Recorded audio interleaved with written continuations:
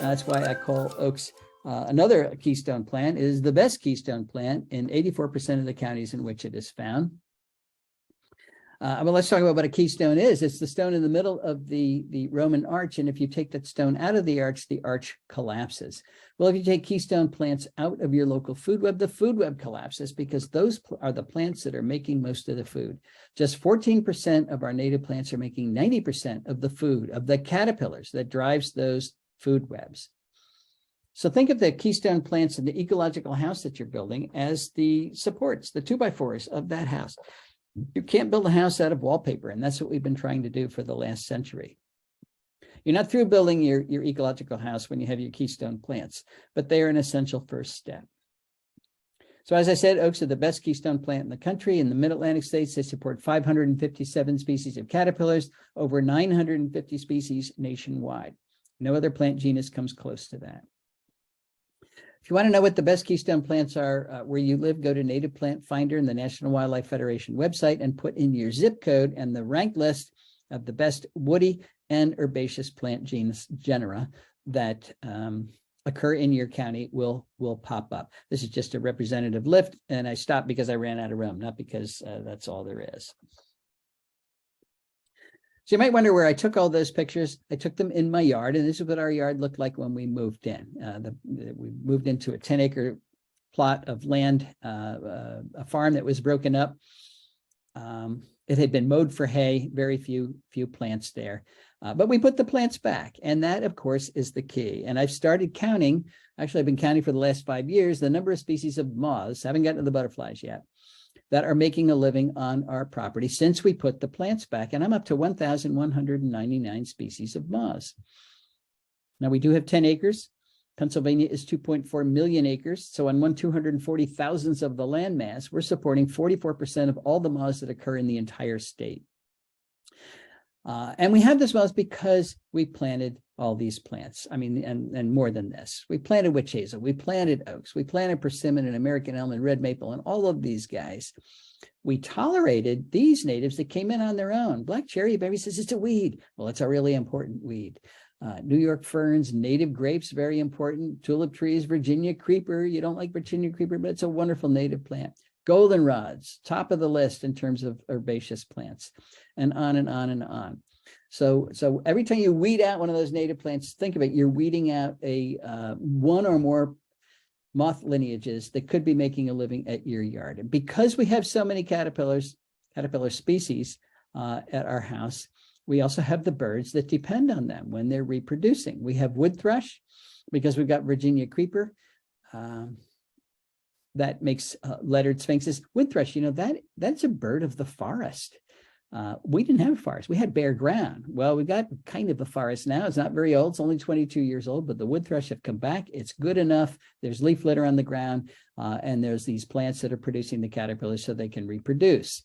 We've got indigo bunnings because we've got alders making ruby quakers. We've got chipping sparrows because we've got black walnut making gray edge bomolokas. Field sparrows because we have oaks making red line panapodas. Tufted titmice because we have black cherries making dowdy pinions. We've got phoebes because we've got lots of native grass species making the skippers that they feed their young. And we've got robins, not just because we have worms, but because we've got those moths that are feeding on the weeds that they love. Carolina chickadees because we've got tulip trees making tulip tree beauties. White-eyed vireas because we have spice bush making spice bush swallowtails. We have house wrens because we have hickories making copper underwings. And of course, we have bluebirds because we have sycamores making drab prominence. In fact, we've got 60 species of birds that have bred on our 10 acres. Not flew by, but bred. Why am I telling you this? Well, this is another headline that we see all the time. World Wildlife Fund says we've lost 2/3 of wildlife from planet Earth since 1970. It's a terrible statistic. But I'm thinking, gee, not at our house. I am sure we have increased biodiversity by more than 2/3. It didn't take that long, and it wasn't that hard. We just put the plants back, which is my take-home message. If we all put the plants back, we can turn terrible statistics like this around. So by choosing the right plants, by using more of them, we could restore insect populations nearly everywhere. Now, I'm going to leave you with 10 things you can do that will help us in that goal. We're going to restore ecosystem function to our yards by restoring insect populations. So first, let's cut the area of lawn that we have in half. We have over 44 million acres of lawn in this country right now. That's an area bigger than New England, which is dedicated to an ecological deadscape. And we know why we do that, because lawn is a status symbol, and we humans need our status symbols, and we also need a place to display our Halloween decorations. I pass by this church in Mississippi when I go down there, and I always think, you know, everybody's inside worshiping God's creations, and on the outside, they're killing them all. We're just not thinking by the way we landscape. So let's plant for specialist bees. We already talked about that.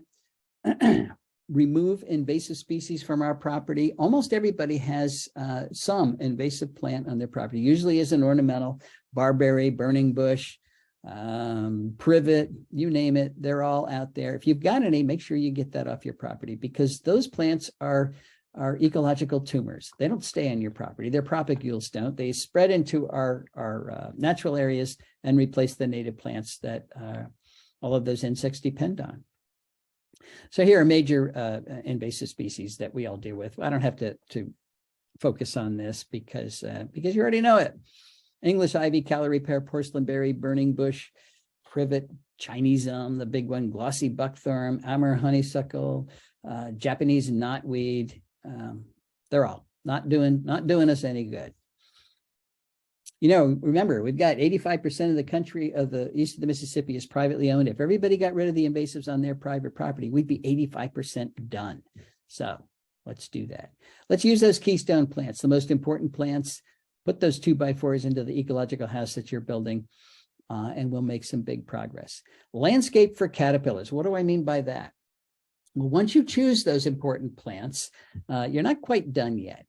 So I live in Chester County, Pennsylvania, where oaks support, it's actually 211 species of caterpillars. This is just an example. A few of them, like the polyphemus moth, complete their development on the tree. The caterpillar eats the leaves, it spins a cocoon and hangs from the branch, then it emerges as an adult, then it does it all over again. And I wish everything did that, but most species don't. 94% of them, and this is true for all of those woody plants out there, will finish growing as adults, as caterpillars on the trees, and then they drop from the tree and wiggle their way beneath the soil and pupate underground, or they spin a cocoon in the leaf litter that's under the tree. And that's the problem. There is no leaf litter under the tree. We don't tolerate it the way we landscape. And we mow and compact the soil under our trees so that they're rock hard. And when those caterpillars drop down, they can't get underground to pupate.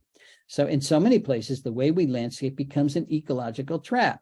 We're calling in the moths, they lay their eggs, the caterpillars develop, they drop down and die. And I'm convinced that the way we landscape under our trees is another major cause of insect declines around the country. And of course, the cement landscape is not the answer either. This is what most people do. They got a tree in a lawn like this. I've got a new grad student this year who's starting to measure how well caterpillars do in a situation like this. But I guarantee they're going to do better in a situation like this, where we have a layered landscape. Put some habitat under your trees. You've got your tree, maybe a dogwood here, then a native azalea and ferns and ground cover. There's leaf litter in there. So when those caterpillars fall down, it's a soft landing. They can easily tunnel underground because the soil is not compacted. Nobody's going to mow them. Nobody's going to walk on them. And again, they can spin their cocoons. So much higher survivorship.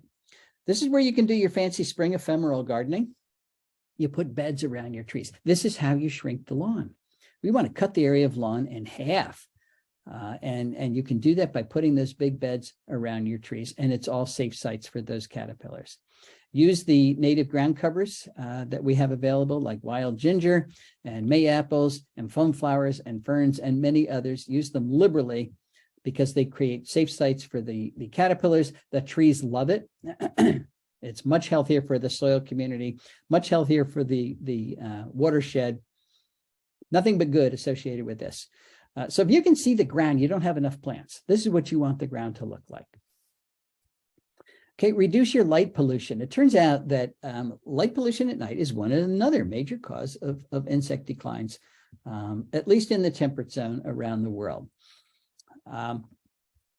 These are all the ways that light pollution are killing our insects, particularly the moths that make those caterpillars that drive our food webs. But again, to me, this is good news because we have to turn around insect declines. We can't tolerate the loss of 45% of our insects. We've got to increase the populations. And if we can do that by flicking a switch, we're getting off easy. There are a lot of switches to flick out there, but it's an easy thing to do. But I know what you're going to say. Well, gee, I can't turn the light off over my barn or over my garage or over my front porch because the bad man will come. All right, we'll put a security light on your or put a motion sensor on your security light so that it only turns on when the bad man does come. And the first thing you're going to notice is that the bad man doesn't come very often. And if you don't want to do that, take the white bulb out of your security light and put in a yellow bulb. Yellow wavelengths are far less attractive to nocturnal insects than are white or blue wavelengths. You can get both incandescent lights and LEDs. So if we were to switch out our white bulbs for yellow bulbs, overnight we could save millions of insects. And if we used LEDs, millions of dollars as well. Oppose mosquito spraying. This is an industry that's gone crazy around the country. Everybody's hiring mosquito foggers to control our mosquitoes. And the mosquito foggers say it's okay because they're spraying a natural product. They're spraying pyrethroids. It is a natural product, but so is cyanide. So natural product doesn't mean anything. It still can be toxic. They also say it only kills mosquitoes. I wish they were right about that. I really do. But in fact, it kills all the insects it comes in contact with, which, as you can see, is everything, including all of our pollinators, including the monarchs. There was a big monarch killed 2 years ago, hundreds of dead monarchs on the ground when they flew through Mosquito Joe. The interesting thing, the ironic thing is this mosquito fogging does not control mosquitoes. We're doing all this for nothing. You don't control mosquitoes in the adult stage. You control them in the larval stage. It's too hard to control them in the adult stage. You have to kill 90% of the adult mosquitoes to get good control. Mosquito Joe kills between 10 and 50%, so not even close to being effective. Another thing you don't want to do, well, how do you do control mosquitoes? You use biocontrol, mosquito dunks, control them in the larval stage. A lot of people resort to what are these things called? Bug zappers. We did a study way back in 1996 to look at exactly what insects bug zappers were killing. It's supposed to be killing biting flies. 99.98% of the insects that bug zapper kills are not mosquitoes, are not biting flies. It's almost entirely non-targets, including— Hey Doug, our audio cut out again. I'm really sorry about that. You give us another minute here. Appreciate it. Thank you all.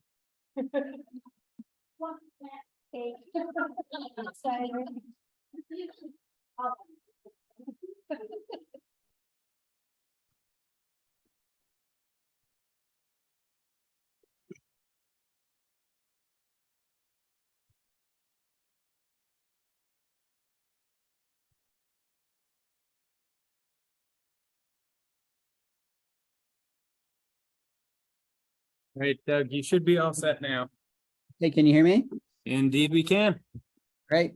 No bugs. They don't kill the target insects. But I was saying this is how you would kill mosquitoes effectively. Use biological control with mosquito dunks. This is Bacillus thuringiensis. It is a natural bacterium that only kills aquatic diptera. So what you do is you get a bucket and you fill it full of water, put in a handful of straw or hay and put it out in the sun for a couple of days. That will build up the populations of diatoms and algae, and that is what mosquito larvae eat. So adult mosquitoes will lay their eggs in the bucket. That's when you go to the hardware store and buy a sheet of mosquito dunks. It's $9, $12. Throw in a mosquito dunk, and the eggs will hatch. The larvae will chew on the dunk, and it will kill them. It's extremely targeted. If you get a dragonfly larva in here, it won't hurt it at all. If your dog drinks it, no problem. You might put a coarse screen over it so the local chipmunk does not commit suicide. But it's targeted, it's cheap, and if everybody did it, it would actually control mosquitoes. Or try this, the mosquito racket. It's actually electrified with batteries here. So you're out there, if you like to swat mosquitoes, give this a try. Or you can simply get a fan. So let's say you're having a party just, one day on a Saturday night, and you're not out in your yard the rest of the time. turn on a couple of fans. It creates directed flow, and the mosquitoes will not fly into it. So this way you can enjoy your yard without killing anything. Since we're talking about insecticides, let's minimize insecticide use overall. Homeowners use a tremendous amount of insecticides. Go to the hardware store and look at the shelves lined with insecticides for homeowner use. Almost all of it is absolutely unnecessary. The only things that we do need to control in terms of our homes are termites, and there are professionals that do that with baits now. They're actually not using very much insecticide at all. So reduce or eliminate your use of insecticides. You're killing insects because of entomophobia. You just don't like them, but that's not a good enough reason. Okay, no bug zappers. We talked about that. A lot of people say, well, we can't do what you're saying because my homeowner association has rules, and we all have to have big lawns and we all have to use non-native plants.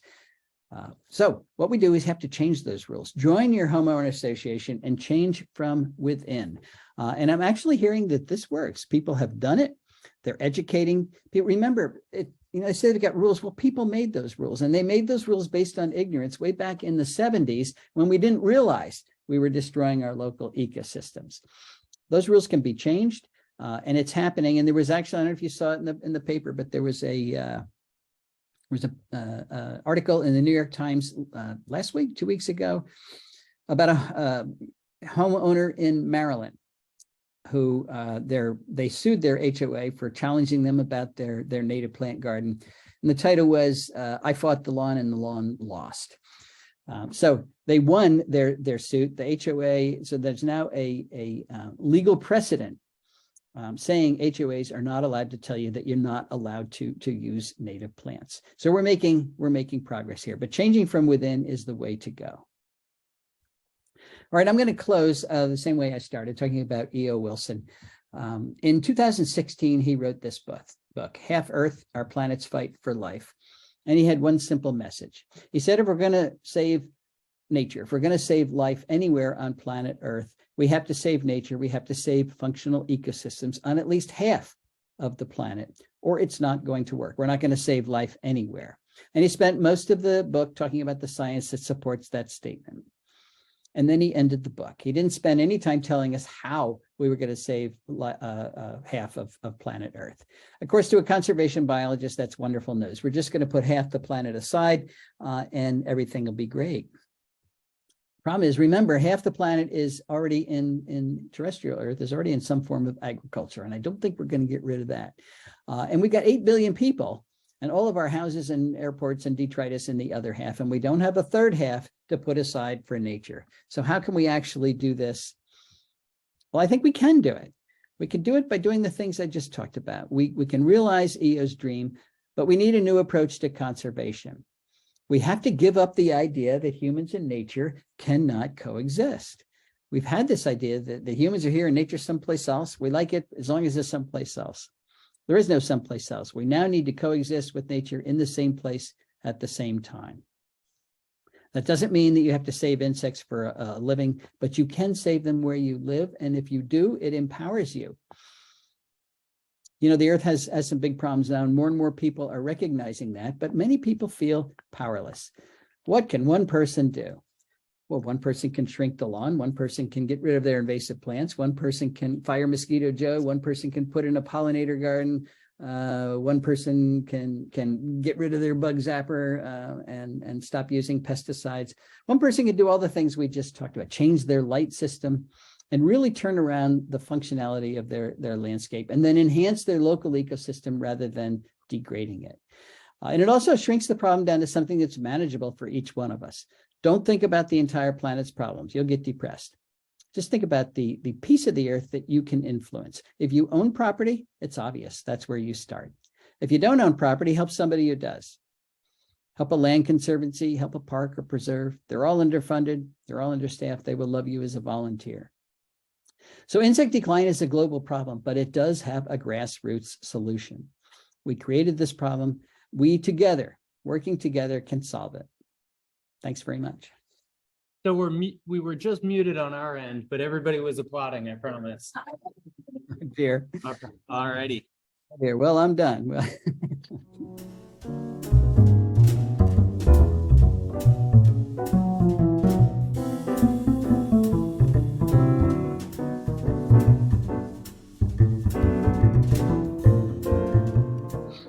remember, the plants that grew this past summer are where those bees are going to nest next summer.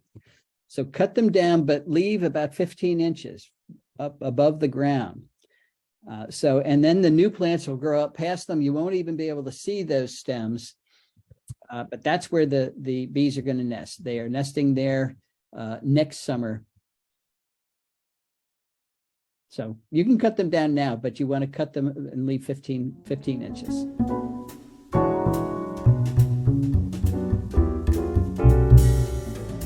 Well, same thing. I would cut them back to about 15 inches because the bees will nest in them this coming summer.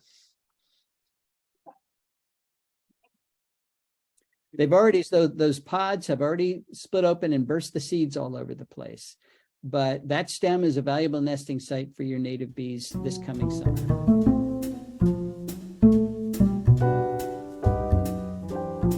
Well, of course, yeah, forest, you know, the eastern deciduous forest that grades up into the coniferous forest, that's the way it used to be. Those are very powerful plants. All of those plants are keystone plants, and they're supporting most of the diversity that's there. Now we don't want it to be 100% forested. Those areas actually used to be much more open, more savanna-like way back in the old days. We had huge Pleistocene mammals that were roaming around, keeping those areas open. We had the wood bison that went all the way to the Atlantic. And there actually were prairie plants that were very productive for pollinators and many other types of insects among those savannas. That it wasn't just confined to the Midwest. It came all the way to the Atlantic. So having a matrix is healthy. I wouldn't take a climax forest and start to cut it down, but having things a little bit more open is not a bad thing.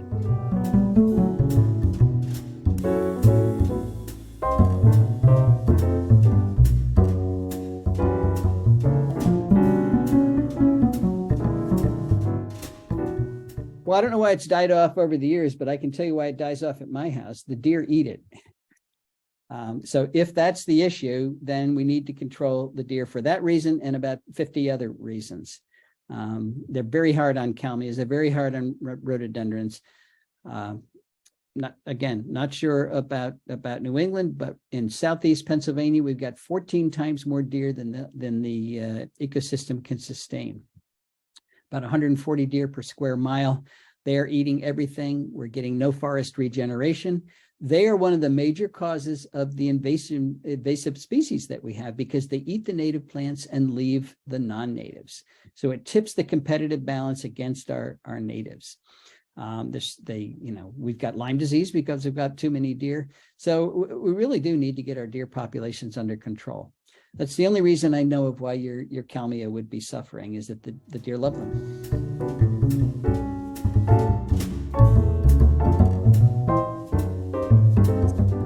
It's difficult to get milkweed growing from seed, particularly if you just scatter it on the ground. So that's why you're not having much success. It is much easier to actually dig up a few of your milkweed plants and divide the root system. Get a rootstock that's maybe an inch long. Some of the bigger rootstocks, put that about an inch under the ground, and that'll create a new milkweed plant, guaranteed. Very easy to do that. And then they will spread into a new milkweed patch. So that's a cheap way to do it. You could buy milkweed. It's difficult to get milkweed growing from seed, particularly if you just scatter it on the ground. So that's why you're not having much success. It is much easier to actually dig up a few.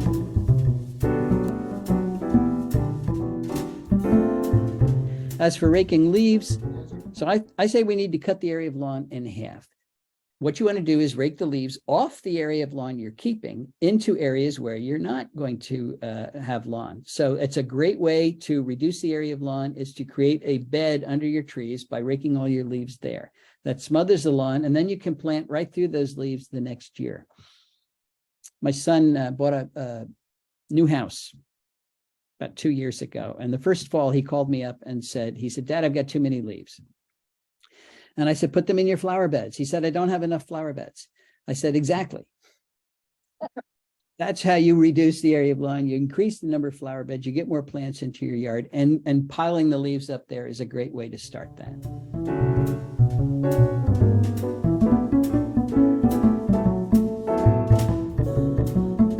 bare ground is a bad idea. So mulch is better than bare ground, but leaf mulch is much better than bark mulch. Bark mulch takes a lot of energy to break down. It actually draws nitrogen out of the soil to break it down. And if you put it on thickly, it can actually glue itself together and be pretty tough stuff. So you want to, that word leaf litter doesn't do that. You want to maintain the soil moisture by covering it with some type of mulch, but the very best mulch is living mulch, those living plants, followed by leaf litter, then bark mulch if you have to, but I think it's overused.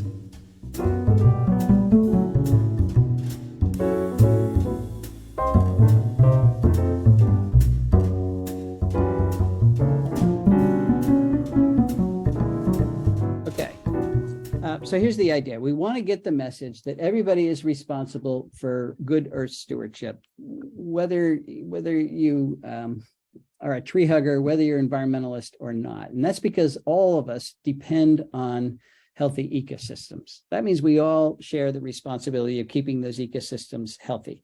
Most people don't know that. We want that message to go viral.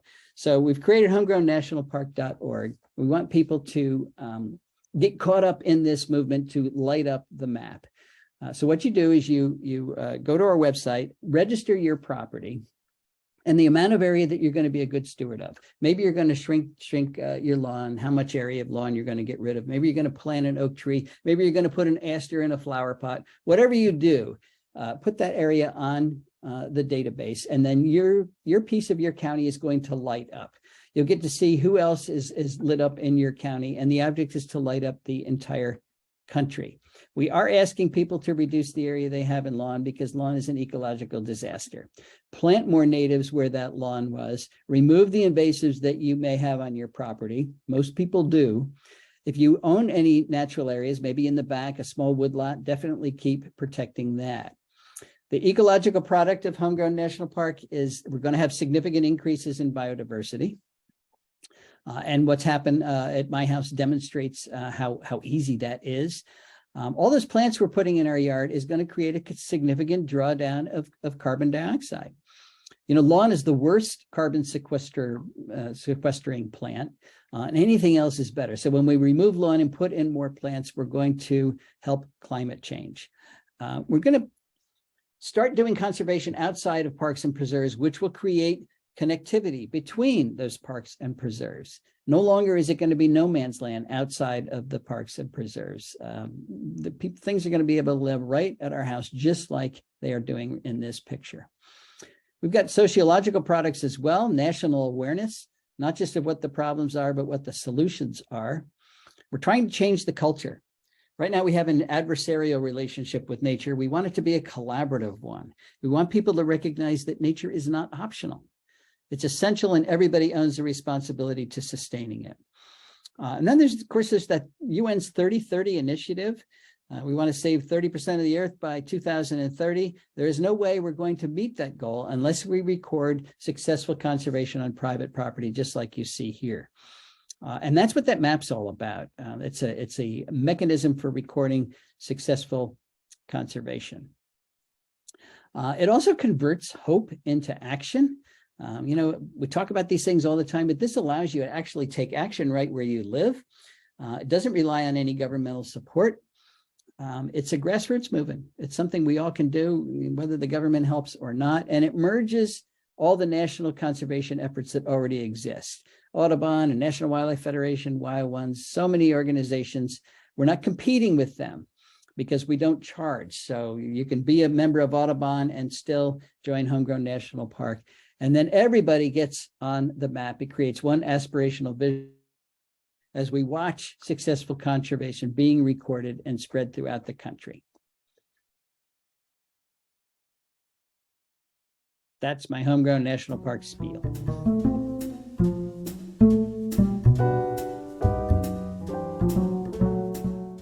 The edge of a forest often has more sun than the interior part. It's called an ecotone. It's a very productive part.